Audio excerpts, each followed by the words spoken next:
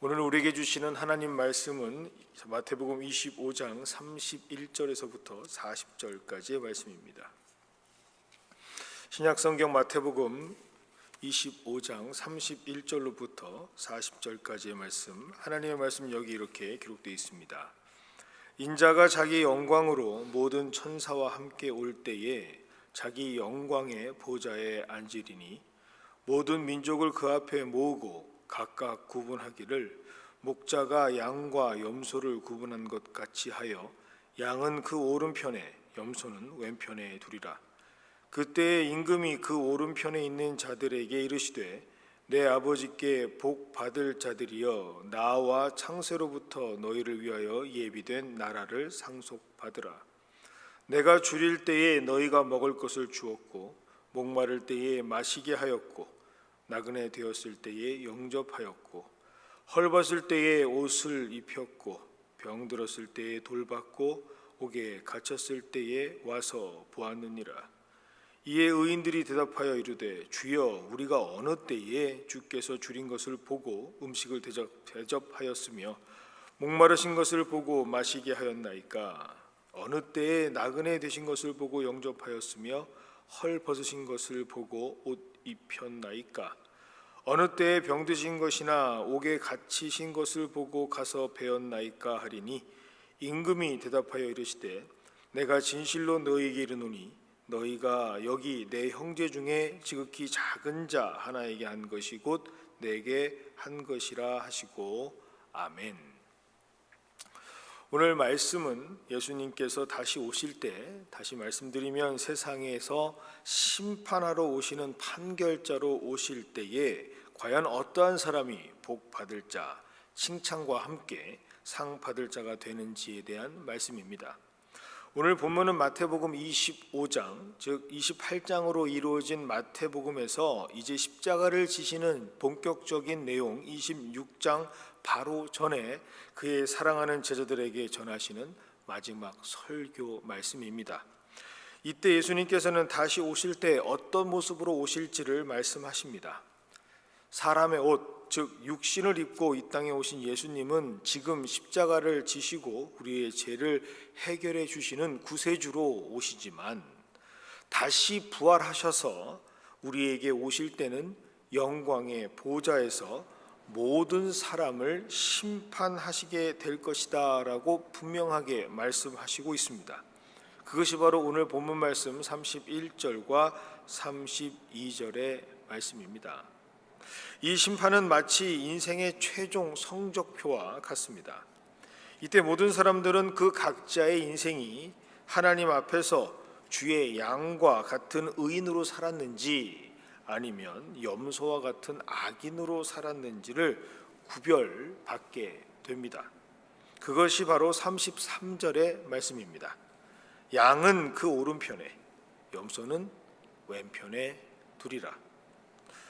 내가 원한다고 갈 수 있는 오른편, 나는 정말 원치 않습니다, 나는 가고 싶지 않습니다 라고 하는 왼편이 아닙니다. 내가 그렇게 갈망한다라고 서일 수 있는 인생의 종착점이 아닙니다. 내가 양으로 살아왔는지 아니면 내가 염소로 살아왔는지 단 한 분, 다시 오시는 심판주 되시는 예수님의 기준으로 결정으로 판단되어지는 것이 바로 우리 삶의 성적표입니다. 그 어떤 사람들의 칭송을 받았는가, 판단을 받았는가, 명성이 있는가, 결과를 가져왔는가라는 것은 중요하지 않습니다. 그 어떤 사람들의 비난을 받고 오해를 받고 억울한 누명을 썼는가 사실 중요하지 않습니다. 그 인생의 가치와 결과를 우리 구주 예수님만이 유일하신 심판자가 되어서 결정하시고 판단하시기 때문입니다. 이것은 예수님께서 마태복음 7장 21절로부터 23절까지의 산상수훈에서도 이미 알려주시고 선포하신 말씀입니다. 7장 21절, 22절, 23절입니다. 나더러 주여 주여 하는 자마다 다 천국에 들어갈 것이 아니요 다만 하늘에 계신 내 아버지의 뜻대로 행하는 자라야 들어가리라. 그날에 많은 사람이 나더러 이르되 주여 주여 우리가 주의 이름으로 선지자 노릇하고 주의 이름으로 귀신을 쫓아내며 주의 이름으로 많은 권능을 행하지 아니하였나이까 하리니 그때에 내가 그들에게 밝히 말하되 내가 너희를 도무지 알지 못하니 불법을 행하는 자들아 내게서 떠나가라 하리라. 예수님께서는 분명하게 말씀하십니다. 우리 인생의 마지막 날 우리에게는 반드시 심판이 따르게 될 텐데 그때 하나님께서 원하시는 하나님의 뜻대로 행하는 자, 예수님의 어린 양들은 구원을 받고 복을 받게 되는 것이고 그들은 이미 창세전부터 예비된 하나님의 나라를 상속받게 될 것이다 라고 말입니다. 이 사실을 아는 사람이 바로 올바른 신앙생활을 할 수 있는 사람입니다.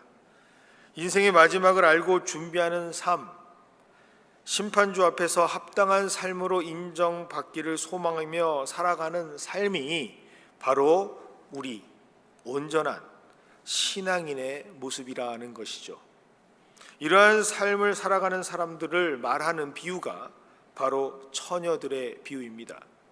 신랑이 올 것을 알고 있었던 슬기로운 처녀들과 신랑이 올 것을 듣기는 했지만 준비해야 할 것을 준비하지 못하는 미련했던 처녀들의 실질적인 차이는 신랑이 오기 전에 그들의 평소의 모습, 그들이 어떻게 살았는지 평소의 모습으로 그들은 오른쪽과 왼쪽, 신랑을 맞이하거나 맞이하지 못하는 엄청난 결과를 초래하게 됩니다. 그렇다면 우리는 어떠한 모습으로 평소에 우리의 심판의 날을 준비해야 하는 것일까요? 그것이 바로 35절과 36절의 말씀입니다. 내가 줄일 때에 너희가 먹을 것을 주었고 목마를 때에 마시게 하였고 나그네 되었을 때에 영접하였고 헐벗었을 때에 옷을 입혔고 병들었을 때에 돌봤고 옥에 갇혔을 때에 와서 보았느니라. 실제 우리의 삶에서 우리와 함께하는 이웃을 향한 우리의 모습이, 오늘 하루하루를 살아가는 지금 우리의 모습이 심판의 날 오른쪽과 왼쪽에 서는 결과를 결정짓는다라는 말씀입니다. 사실 예수님께서 말씀하시는 당시의 기준으로 볼 때, 당시의 시대적인 상황들을 감안해서 떠올려 볼 때 예수님의 이러한 말씀과 설교는 유대인들에게 심한 거부감을 일으키기에 충분합니다. 왜냐? 당시 유대인들의 기준으로 볼 때 선한 일은 율법을 잘 지키는 것이었기 때문입니다. 지금으로 말하자면 어떤 기독교 윤리, 기독교 문화적인 어떤 관습이나 전통을 잘 지키는 것이 내가 선하게 살아가는 것이다 라고 생각했던 당시의 유대인들의 모습이 있었습니다. 눈에 보이는 기준, 참 누가 봐도 이것은 참 종교적이다, 교회에 참 적극적이다, 기독교 윤리적이다 라는 것을 지키면 선한 존재, 심판의 날 인정받을 수 있는 결과라고 생각했습니다. 그래서 실제로도 많은 당시의 종교인들 뿐만 아니라 요즘 우리 시대를 살아가는 우리들도 그렇게 종교적인 모습으로 살아가는 경향들이 참 많습니다. 하지만 안타까운 것은 그렇게 살아갈 때의 결과는 마태복음 7장 22절로 다시 한번 설명이 됩니다. 많은 사람이 주의 이름으로 선지자 노릇을 하며 주의 이름으로 귀신을 쫓아내고 주의 이름으로 많은 권능을 행하는 것에 집중한다라는 말씀이죠. 하지만 예수님께서는 그렇게 주의 이름으로 선지자 노릇을 하고 귀신을 쫓아내고 많은 권능을 행한 것처럼 보이는 사람에게 분명하게 말씀하십니다. 내가 너희를 도무지 알지 못한다.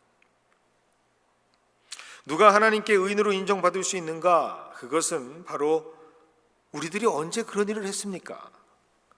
예수님께서 의인이라 칭하고 계시지만 그들 스스로도 기억하지 못하는 아니 인지하지 못하는 평상시의 삶이 너무나도 자연스럽게 예수의 모습이 나타나는 사람들, 평소의 삶의 모습이 선한 의인의 삶으로 살아가는 사람들이 심판의 날 오른쪽, 예수님의 오른쪽 어린 양이라 칭함을 받고 설 수 있는 것이지, 구원을 받을 수 있는 것이지, 하나님의 나라를 상속받을 수 있는 것이지 그 어떤 것도 대신할 수 없다라는 말씀입니다. 그렇다면 우리에게 실제적으로 현실적인 질문이 주어집니다. 과연 누가 이러한 삶을 살 수 있을까라는 질문입니다. 과연 어떤 사람들이 이렇게 매일매일의 삶 속에서 나 스스로도 인지하지 못하는 그러한 삶을 살면서 자연스럽게 하나님께서 원하시는 삶을 살 수가 있는 것일까요? 오늘 본문 40절에 기록된 것처럼 내 형제 중에 지극히 작은 자에게, 그 작은 한 사람에게도 선을 베풀며 예수님께서 말씀하시는 선한 의인으로서의 삶을 살 수 있는 것일까요? 이것이 가능한 길은 바로 성령에 사로잡힌 삶을 살아가는 것밖에는 없습니다. 성령이 아닌 인간의 노력으로, 어떠한 의지로, 열정으로는 절대로 할 수 없는 것, 그리고 될 수도 없는 것이 바로 성령의 열매를 맺어가는 삶이 아닙니까? 우리 스스로의 삶을 뒤돌아보면 너무나도 명백하게 드러나는 현실이 바로 오늘 말씀입니다. 오늘 말씀을 묵상하면서 심지어 목회자인 제 삶을 돌아봤을 때 나는 정말 작은 한 사람에게도 평소에 나 스스로도 인지하지 못할 정도로 섬기고 있는가, 사랑하고 있는가 스스로 자문해 보았습니다. 말씀을 준비한다고 하면서 나의 삶을 뒤돌아볼 때 과연 나는 오늘 예수님께서 다시 오시면 오른쪽에 설 수 있는 사람인가 스스로 자문하고 대답해 봅니다. 나의 평소의 삶이 정말 내 형제 중에 지극히 작은 하나에게도 선을 베풀며 살아가는 인생인가 뒤돌아볼 때 그렇게 해야 한다라고 생각은 했고, 그렇게 해야 한다라고 당연히 생각하면서 노력은 했다 할지라도 실제로 예수님께서 판단하실 때 나는 여기에 설 수 있는 충분한 자격이 있는 사람입니다라고 자신 있게 말할 수 있는가 스스로 다시금 반복적으로 되묻는 저의 모습을 발견하게 됩니다. 당장 함께 가장 많은 시간을 보내고 있는 내 가족들에게도 그렇게 살지 못하고 있는 나를 발견하기 때문입니다. 말씀을 준비하면서 동영상 하나를 접하게 되었습니다. 그 동영상의 내용은 이렇습니다. 우리는 누구에게 평소에 가장 많은 화를 내고 있는가라는 질문입니다. 우리는 평소에 누구에게 가장 하지 말아야 할 말과 행동을 서슴지 않고 행하고 있는가라는 질문에 거의 대부분의 응답자가 자녀일 경우는 엄마라고 말합니다.